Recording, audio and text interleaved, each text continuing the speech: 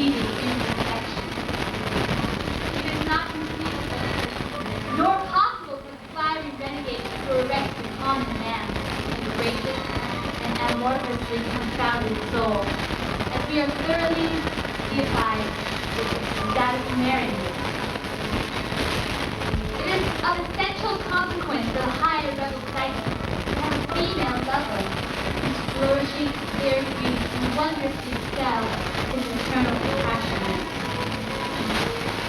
The transcendent woman heightens a man's celestial euphoria and winnows away the stains of pathological dismay. And man whose essence can expand with godly magnificence. Thusly, a shaman woman overpowers a man's mitigating infirmity, and she recharges his heart with her nectarous fire. They both revitalize their extended fervor in erotic ritualistic play, which is a refreshing ceremony, which embodies wild carnal birth with celestial mystical enchantment. And likewise, in the quicksense of dream, they deliciously dazzle each other with salubrious craft and wondrous psychic transformational energy.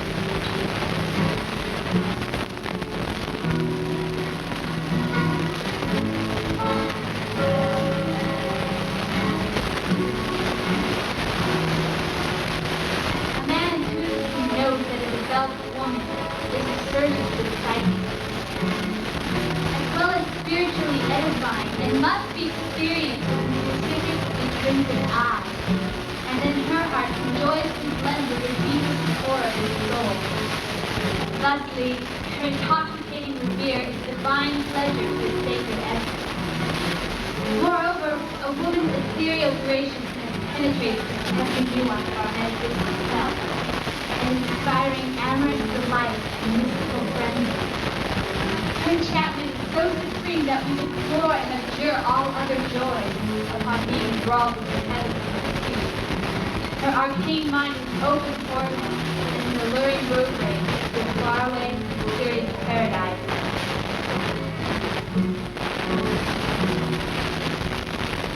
Okay, what we're trying to do here, and this is very difficult, really use, and most people are not accustomed to the power of the language, psychic bullet. So, rectify certain possibilities.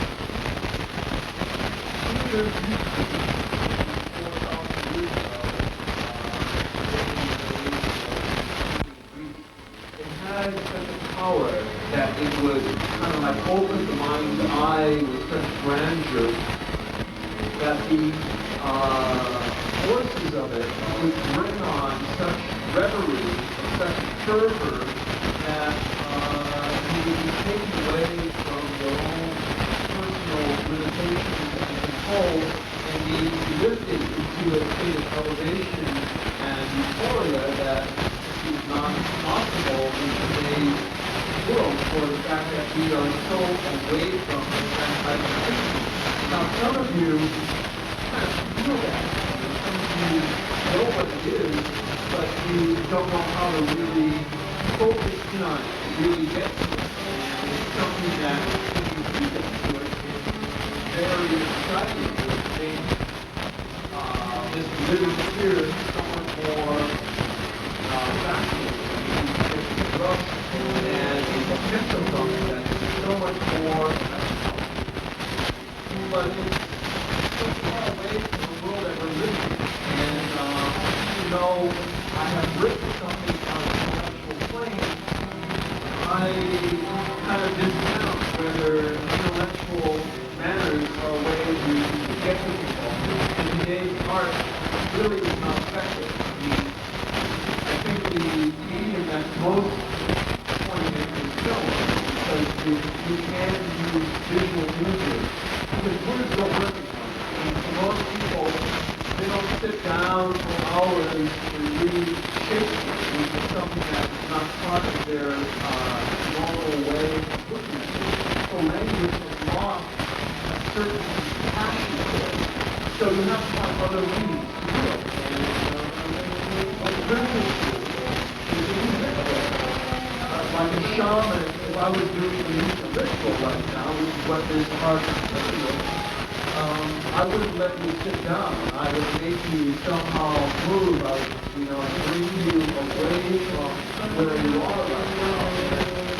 That's what I also do rock and roll, because rock and roll is a lot more powerful. It makes you somehow work. By using the poetry of rock and roll, you can somehow hit people in ways that they can't hit themselves. They have to be hit by the skill and the strategy of it. And that's why a lot of the male rock and roll music are so unbelievably powerful, because they move what they're thinking through their movement and through the music, through the atmosphere of harmony. You are given into that kind of humor because it's very easy level.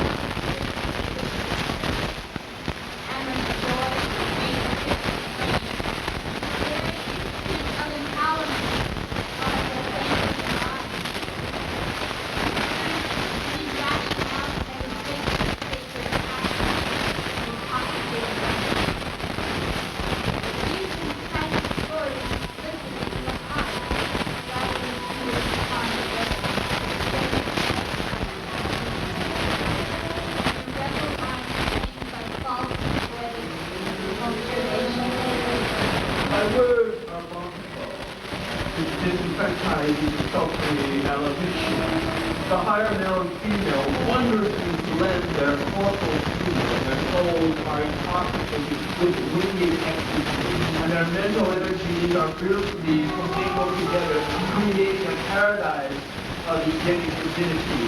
And they employ their unique alchemy on each other like celestial artists employing every facet of the mind's beauty to shade and contour both their historical sphere.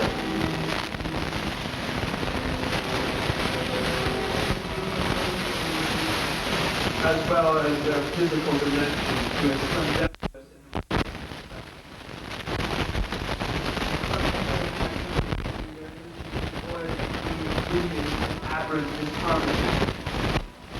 Ironic love is mysteriously and thoroughly, mystically effusive with Diana's occult delirium.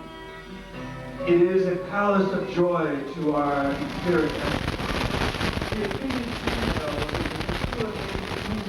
Of transformational reverence, and she is evocatively uninspired by obtrusive masculine behavior. However, she is enchanted by man's arcane passion of majestic simplicity. A woman's occult beauty is indeed more powerfully euphoric and exalted. Any other demeanor of virtue or any form of mental revelry, but the wildering mystique of a shamanistic female is superior and inherently more expansive than nature's charm, eloquence, or a sorceress lurid ritualism. Evocative, virtuous beauty, soul inspired reverence, elevating man's essence where it wonderfully coalesces with Diana's eyes.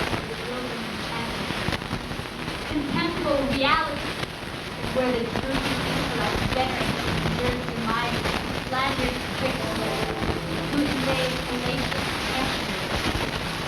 Lunar Queen, your exhilarating licentious spirit, alchemically, in the divine grace of that spirit, soar with the wings that lift, for my ecstatic adoration, exceeds the flight of the ascending Pegasus, or Uranus' heavenly slave.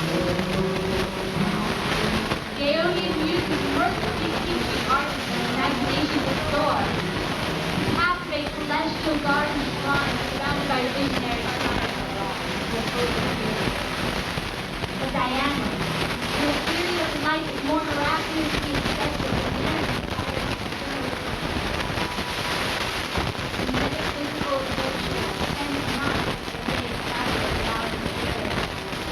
Penetrate any acceleration, finding sympathy,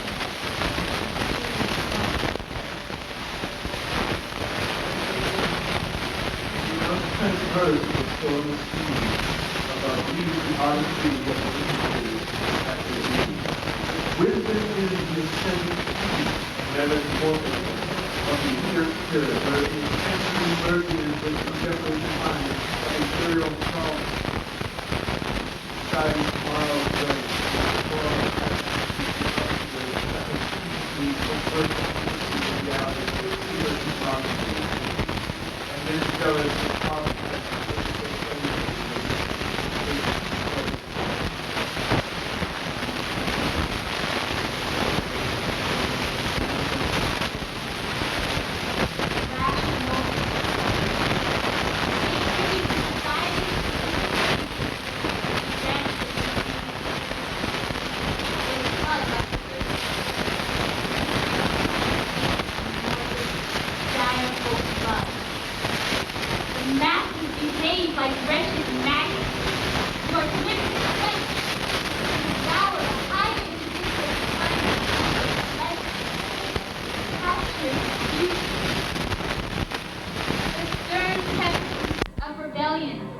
Must be inflicted upon their centuries of blighted horridness.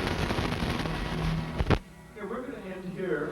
I'd like to take any questions about what I was trying to say or what this was doing to you, whether you felt anything, whether it had any impact on you, whether it was just words shot by the cannon of an overwrought imagination. Any thoughts? Any feelings? Did it get to you? Did it, did anything make any impact on you, or was it just? What's your basic philosophy? Okay, well, you came in late, so It's definitely. Can you at least kind of form a Yeah, basic but because form? I kind of don't want to repeat what. Oh, okay, yeah. what All right. said. I thought maybe basic. Anyone else? Do you kind of get what I was trying to put forth, or is it just it's just lost? This language is so obtruse and so mixed with such excessive metaphors that it's just that the turgidness of it is just too excessive. Or did it get to you? Pardon me? Yeah, it is very intensive. It is very high level.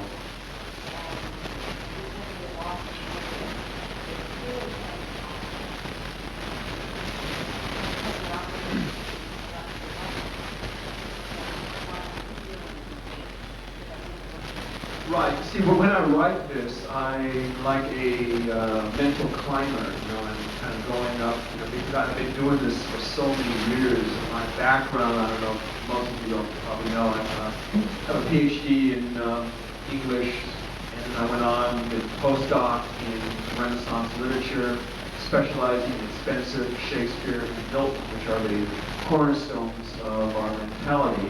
And, when you actually internalize this, you begin to feel that mental power that they felt when they worked on these things. It's just like someone who trains in any type of exercise. You achieve a different feeling. I mean, you actually are, when I write this stuff, obviously not in the same way right now. I'm experiencing other possibilities. And and I can see, it's like I elevate enough to where I can see the mental landscape that we're living or what I'm living in, and I'm able to consider it with other ways of thinking. And what I'm trying to do here, I used to teach college for a number of years, for 7 years, and is to somehow raise that level that we're all capable of. The human imagination can be so fascinating. It's capable of doing things that are just incredible. The type of highs. They say that dolphins communicate in such a way that it's quicker than even psychic or telepathic ways. And when they communicate, man, you get a rush. Humans also have those levels of perception. I mean, we are, when you strip us away, put us out in the jungle, where we came from about 35,000 years ago, we're, kind of wild animals. I mean, we have many of the characteristics of panthers or tigers, or, I mean, this primordial part of us is very powerful. But it's been so extracted by the ways of perception that we're told to behave in. Many of us have lost contact with it. A couple of you are dancers, and I know that from your dancing, because I also do it too, you're able to make contact with the earth in such a way where, you kind of feel that more primitive, centering way. And that's very powerful. And people in martial arts also, feel what it is when they, get really into the ground, and when they're feeling that power. It's very exhilarating. And if they take it further and further, as some of them have done, they begin to feel what the ancient warriors felt. The ancient warriors are very similar on the inside to some of the big cats. There's a lot of similarity, but we've lost these things. We've lost what this is like. We've lost this adrenaline, exhilaration that stimulates the deeper mystical components of the self. Yeah? I don't know if I entirely agree with that. I think that just brought out you mentioned it earlier too, things like rock and roll and music. Yeah, rock and roll, which I've done a lot of. I've done over 120 rock shows in my life. I've been doing it since I was a teenager, mostly punk. And begin to sing lyrics, and the people here, some of them are working with me on a rock project, and when you're doing it, you got that energy that's tribal. It creates so much more power. It just really creates a sense of power. And when you frame your lyrics, I might have where rage would be upset, the fury of the savage female, and fire, leather, sucking blood of the tiger's lips, with that heavy music. It's not as complex as this. You get that power going, you get that energy going, you get that animalism, and then some of the more deeper or occult feelings can emerge, where pure poetry is very difficult. I've spent almost 14 years thinking about this project. This is like climbing Mount Everest for someone's mind. You spend so many years in school studying, because I've been studying on a regular basis since I was 18. I've been doing it for a while, and you have to do challenges. Like next work I'm going to be doing is even going to be more esoteric. It's going to be dealing with Ovid's Metamorphosis, which is the cornerstone for Western mythology. It's our mythology. And this mythology is used as ways to get deeper into the core of the interior. The stuff is so complex and so difficult to work with, and I'm going to be restructuring it to come in with like a road, going deeper into it, because I'm personally fascinated by the possibilities of what you can achieve on that deeper mental plane. Because you realize that the mental plane becomes the physical plane, and there's no separation between them. They're exactly the same. One of the things that is taught in martial arts is that what breaks those boards, of course you have to have the physical element there, but what really has that shattering effect is where that whole mental is not only located right here, but it's located every part of you. Every part of you feels that mental.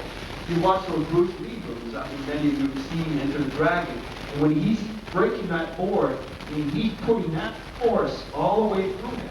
So the same force that I use to write with, I can also use to break boards with or use it for other things, where you're using that same power, and you begin to understand that you can do a lot of things with that. That the mind is not the words, it's an energy, and you can heat that energy up. And when you heat it up, you begin to understand different states of euphoria and different states of pleasure. It becomes something quite interesting. Well, thank you for sitting and listening to many words, and probably are going rather, a circuit of words, which will probably last some of you for maybe 5, 6 years. You've had so many words today, but I really appreciate it. It's and if you ever are interested, if you know me, like if you're interested in anything that I have written over 80 different works right now on various esoteric subjects. Unfortunately, I don't write in a commercial way. I write about what I am fascinated with. Thanks. Any other questions or comments? Thanks a lot.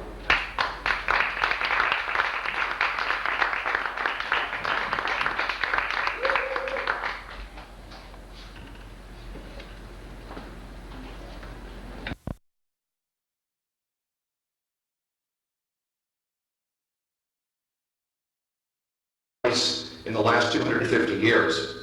Changes that are deeply connected to a series of interrelated values, systems, metaphysical ideas, scientific, philosophical outlooks, and so forth.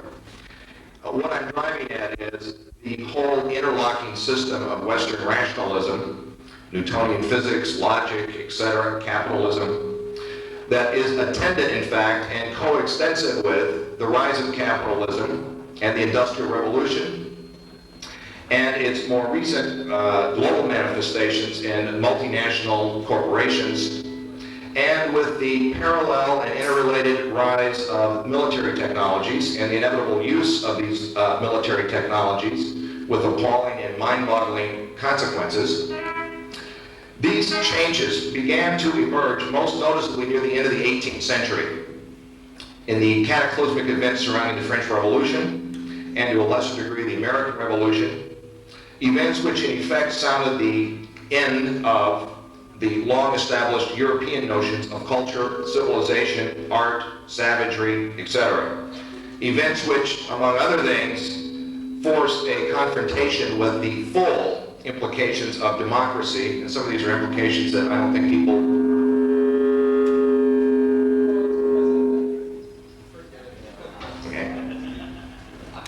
Okay. All right. All right, what was I talking about here? Democracy, okay.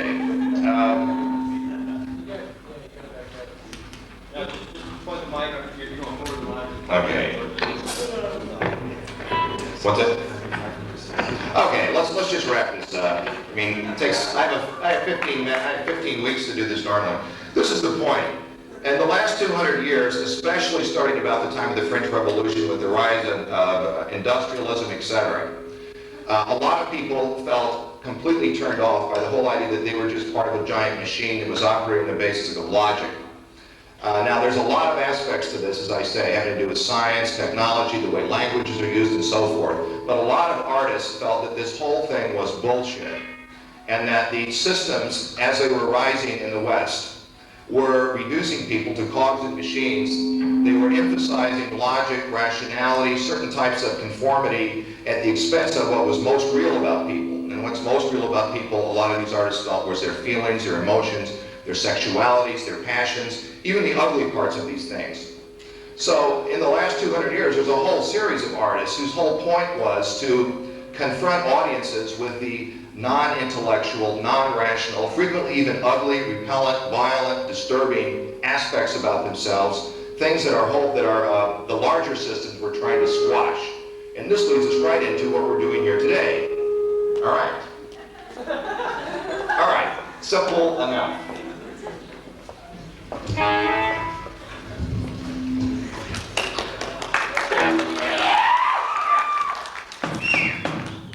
Lovers and madmen have such seething brains, such shaping fantasies that apprehend more than cool reason can even comprehend. To open the eternal worlds, to open the immortal eye of man inwards into the worlds of thought, into eternity ever-expanding imagination. Energy is eternal delight. Energy is the only life.